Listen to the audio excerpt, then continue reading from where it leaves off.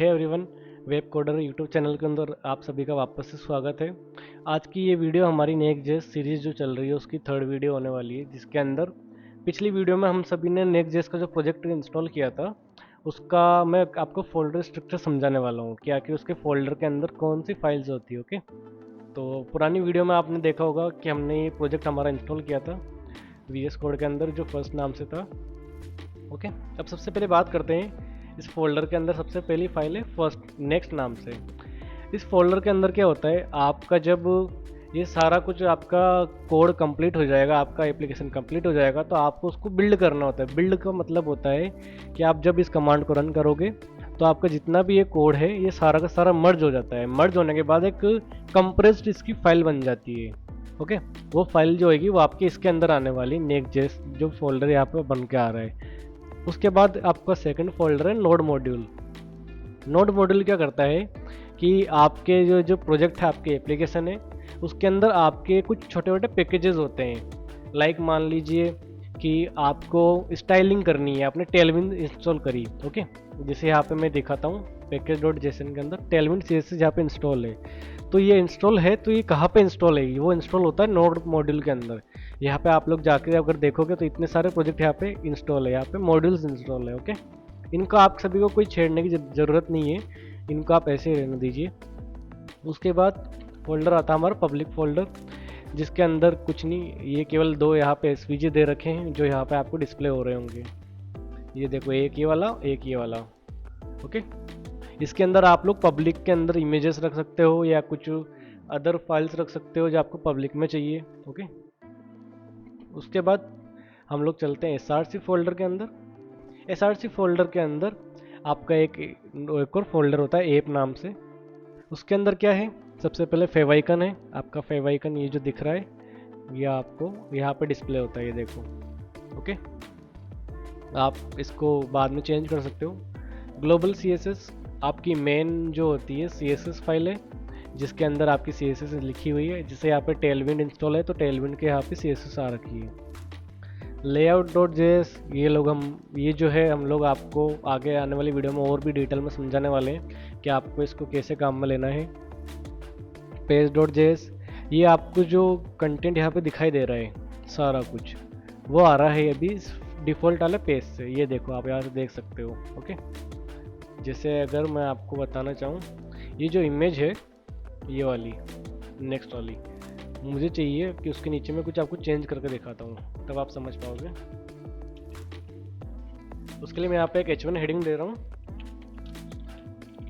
Web coder लिख के इसको Ctrl+S सेव करूँगा मैं। ओके, मैं यहाँ पे आता हूँ, देखो यहाँ पे वेब कोडर लिखा हुआ आ चुका है, मतलब कि ये जो भी कोड आप देख रहे हो वो वहाँ से आ रहा है page.js से। ओके, हम लोग बाद में इसको भी चेंज करना सीखेंगे।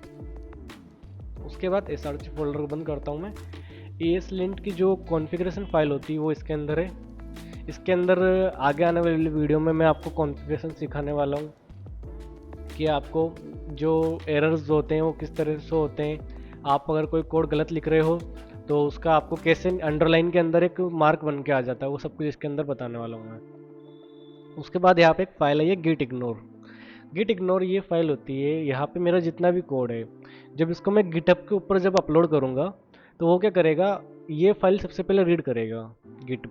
गिट के ये फाइल क्या करेगा, अगर मान लो मेरे यहाँ पे कोई मेरा ID पासवर्ड जो पर्सनल है, जो मेरे .env फाइल के अंदर मैं रखता हूँ, तो मैं वो चीज़ तो वहाँ पब्लिक में नहीं देना चाहूँगा, तो इस फाइल के अंदर मैं उस फाइल का नाम मेंशन कर दूंगा। ओके, अब वो क्या करेगा कि गिट के ऊपर जब ये फोल्डर मेरा अपलोड होगा तो वो उस फाइल को हटा देगा, वो उस फाइल को वहाँ पे डिस्प्ले नहीं करवाएगा। तो गिट को मैनेज करने के लिए है ये भी हम लोग आगे सीखने वाले हैं। जैसे आप देख सकते हो .env फाइल दे रखी है, ये फाइल वहाँ पे अपलोड ही नहीं होगी, वो उसको इग्नोर कर देगा। जेसन कॉन्फ़िगरेशन ये नेक्स्ट.जेएस की फोल्डर की फाइल है एक, कि आपको जेसन किस तरह से चाहिए, कहाँ पे। लाइक अभी हमारा जो नेक्स्ट.जेएस चल रहा है वो SRC फोल्डर के अंदर हमने इंस्टॉल किया, इसलिए यहाँ पे SRC वाला दे रखा है। ओके, नेक्स्ट.जेएस कॉन्फ़िगरेशन यहाँ पे हमारी एडिशनल कॉन्फ़िगरेशन आने वाली है। नेक्स्ट.जेएस को आप और भी तरह से कस्टमाइज़ कर सकते हो, वो कैसे होगा वो हम लोग इस फोल्डर के अंदर करने वाले आगे जाकर इस फाइल के अंदर। उसके बाद इसको छोड़ते हैं एक बार, इसको मैं पहले बता देता हूँ आपको पैकेज.जेसन क्या होता है। सबसे पहले हमारा ये जो प्रोजेक्ट है उस प्रोजेक्ट का नाम क्या होता है वो यहाँ पे दिखाता है। हम लोग इसका वर्जन सेट कर सकते हैं। उसके साथ साथ यहाँ पे स्क्रिप्ट्स होती है। जैसे मैंने यहाँ पे नीचे टर्मिनल में npm run dev लिखा था, उसको रन करा था। तो dev लिखने पे उसने क्या करा, मेरा ये जो प्रोजेक्ट है उसको डेवलपमेंट मोड के अंदर ओपन कर दिया है। अगर मैं यहाँ पे बिल्ड लिखूंगा तो वो मेरे प्रोजेक्ट को बिल्ड फाइल बना के उसको कंप्रेस कर देगा। उसकी यहाँ पे स्क्रिप्ट्स हम लोग अपने कस्टम भी लिख सकते हैं। ओके, ये पैकेज डॉट जेसन होती है। उसके अंदर मेरे पैकेज डॉट जेसन के अंदर मेरी डिपेंडेंसीज भी बता रखी है कि मेरा ये जो प्रोजेक्ट है वो किस किस पैकेज के ऊपर डिपेंडेंट है। वो डिपेंडेंट रिएक्ट पे, रिएक्ट डोम पे, नेक्स्ट के ऊपर। ये पैकेज तो होने ही चाहिए तो ही मेरा ये प्रोजेक्ट रन करेगा। उसके मेन पैकेजेस है ये, उनके वर्जन यहाँ पे दिखाए हुए कौन सा है। अभी हम लोग नेक्स्ट की 14 की सीरीज जो चला रहे हैं उसके अंदर देखो मैंने जो नेक्स्ट इंस्टॉल किया उसका वर्जन है 14.1.4। ये लेटेस्ट वर्जन है मेरी आज की डेट के अंदर।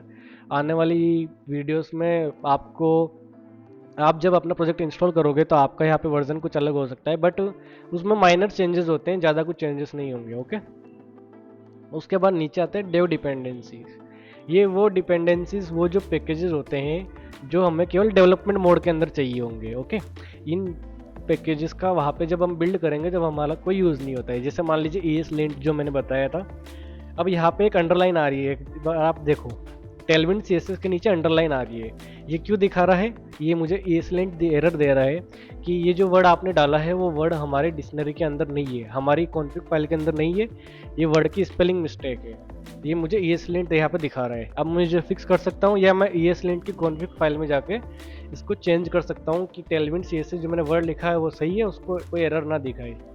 तो मान लीजिए ये जो पैकेज है ये मुझे केवल डेवलपमेंट मोड में चाहिए, इसका मेरे प्रोडक्शन के अंदर कोई लेना देना नहीं है, तो इसलिए ये जो प्रोजेक्ट है बाय डिफ़ॉल्ट डेव डिपेंडेंसीज में आया है।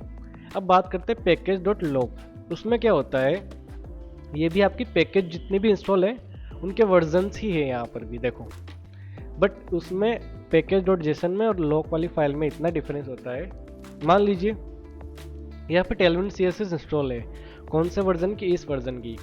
बट पीछे के अंदर क्या होता है, टेलविन CSS को भी रन करने के लिए और भी छोटे छोटे माइनर पैकेजेस हो सकते हैं। अब वो पैकेजेस यहाँ पर ना दिखा करके वो सारे आते हैं यहाँ पर। अगर आप इस फाइल को डिलीट भी कर दोगे तो भी कोई दिक्कत नहीं आने वाली, बट बिल्ड के टाइम पे या प्रोडक्शन जब हम बनाते हैं उसमें मान लीजिए कि आपने जब ये प्रोजेक्ट बनाया, जब यहाँ पे वर्जन कुछ और था और आपने जब इसको कुछ टाइम बाद में रन करा, जब वर्जन आप यहाँ पे चेंज करके रन करोगे तो वहाँ पे आपको एरर आ सकते हैं। इसलिए यहाँ पे लॉग फाइल होना ज़रूरी है ताकि आपके इन पैकेजेस के अंदर भी जो पैकेजेस है उनके भी वर्जन यहाँ पे सेव रहे, ताकि आपको नेक्स्ट टाइम जब आप इंस्टॉल करोगे तो आपको एरर नहीं आएगा। ओके, पोस्ट CSS आपका टेलविन की कॉन्फ़िगरेशन फाइल है, वो भी हम लोग आगे बताने वाले हैं आपको। readme.md जैसे मैंने यहाँ पे गिटहब जो बताया था, गिट इग्नोर फाइल, ये उसी का एक वो है फाइल जिसके अंदर हम जब गिटहब पे अपलोड करेंगे तो वहाँ पे क्या क्या दिखाना है हमें वो सब कुछ आप यहाँ पे कॉन्फ़िगर कर सकते हो। ये भी मैं आपको सिखाने वाला हूँ। लास्ट फाइल है हमारी टेलविन कॉन्फ़िगरेशन। हम लोग यहाँ पे कोर CSS काम में ना लेकर के टेलविन CSS काम में लेने वाले हैं। उसकी यहाँ पे सारी की सारी फाइल्स है जिसके अंदर हम लोग यहाँ पे कॉन्फ़िगरेशन बना सकते हैं कि बाय डिफ़ॉल्ट अब अगर मानिए मुझे एक वेबसाइट बनानी है, एक एप्लीकेशन बनानी है, वहाँ पे मेरे बटन का एक कलर फिक्स है, जो जैसे हमारी जो थीम है वेब कोडर की ग्रीन। अब मान लीजिए मैं उस ग्रीन कोड को हर जगह कॉपी पेस्ट नहीं करूँगा, मैं उसको आकर के यहाँ पे डिफाइन कर दूंगा। मैं उस डायरेक्ट उस वर्ड को काम में लेकर उस वैल्यू की जगह मैं काम में ले सकता हूँ। तो ये टेलविन की जो कॉन्फ़िगरेशन फाइल है वो हमारी CSS की कॉन्फ़िग करने के काम में आती है। यहाँ पे लिखा भी है कि हम लोग टेलविन CSS कौन कौन सी फाइल में काम में ले सकते हैं, वो चीज़ बता रखी है। वो JS फाइल हो सकती है, टाइप स्क्रिप्ट की हो सकती है, JSX हो सकती है, TSX हो सकती है, MDX हो सकती है। अब यहाँ पे JS और JSX में क्या डिफरेंस होता है? JS फाइल तो आप जानते होंगे जावास्क्रिप्ट, बट JSX का मतलब ये होता है यहाँ पर कि जावास्क्रिप्ट का ही एक अपग्रेडेड वर्जन है ये, जिसकी ये फाइल्स है, जिसको हम लोग रिएक्ट फाइल भी बोल सकते हैं। ये JSX होता है, ये कोड जावास्क्रिप्ट ना होकर के थोड़ा सा कोड इसका चेंज होता है। मैं यहाँ पे बताता हूँ आपको। चलो पेज डॉट JS ये देख सकते हो आप, यहाँ पे div है, यहाँ पे एंकर टैग है, हमने H1 लगाया था।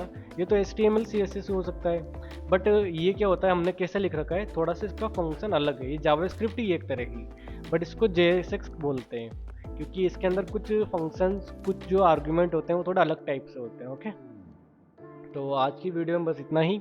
आगे आने वाली वीडियो के अंदर हम लोग नेक्स्ट इसके आगे आने वाले टॉपिक पे बात करेंगे। तो अगर आपको हमारी वीडियोस अच्छी लग रही है तो चैनल को सब्सक्राइब करो ताकि आने वाली वीडियोस आपको मिलती जाए। आज की वीडियो में बस इतना ही। Thank you.